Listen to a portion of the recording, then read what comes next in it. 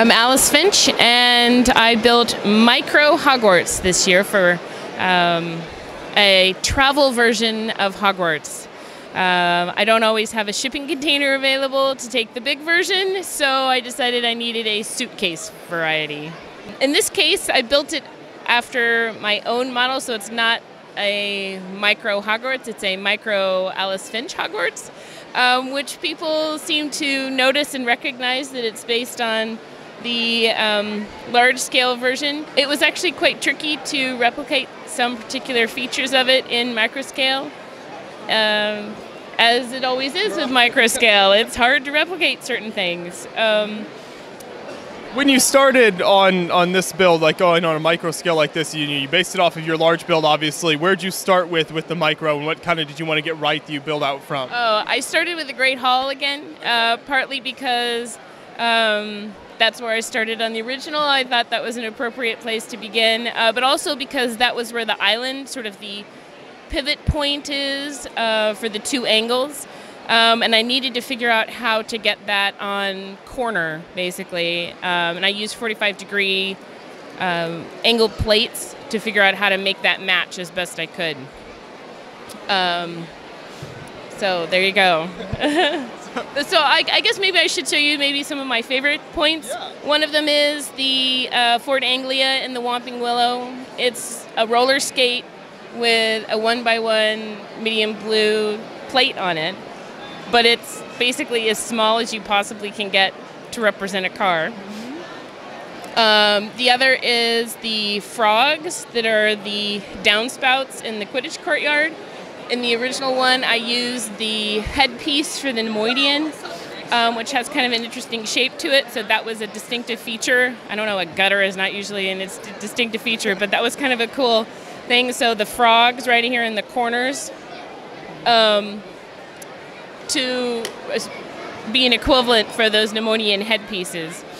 And it's also lit up. It's not actually working right now. The power, I think I blew a fuse or something, so the power's not working right now, but it also is lit up on the inside. And things like the dungeon where Snape has his potions classroom has the same window where the light comes out in a neat little shaft. So I tried to replicate sort of some of the hidden secret places of the original one. Yeah, so I think this definitely is easily recognizable, especially based on your large build you did as well. So does this break down into smaller sections when you move around? I know you said you built this to kind of transport to other shows. Yeah, so it comes apart in maybe, I don't know, 50 different sections. I built it specifically knowing I was going to be traveling. So it actually takes a while to put together and to take apart because I have so many pieces, but it does mean that it's quite compact. Once you wrap everything in bubble wrap, it gets bigger, but still I can fit it in one suitcase, which is quite a challenge for me. So, yeah. So, what do you find are kind of the pros and cons of building at this scale versus your other massive, larger scale builds that you've done? Often it's just part selection. I need that part in this color, and it doesn't exist. When you're building in a bigger scale, I think there's a little bit more flexibility in what parts are available, and you can shift and change as you need. But when you're really in microscale, you are much more limited because you just need every single small piece that exists, and it doesn't come in every color. So things like on the astronomy tower on the back side, there's a funky-looking piece of astronomical equipment that sticks out the top of the roof. Well, I would use that in another color if the robot claw came in a better color, but it simply doesn't because it's the robot claw. So, yeah. So yeah, sometimes you're just limited with what's available. What's available, exactly. You have to use what there is.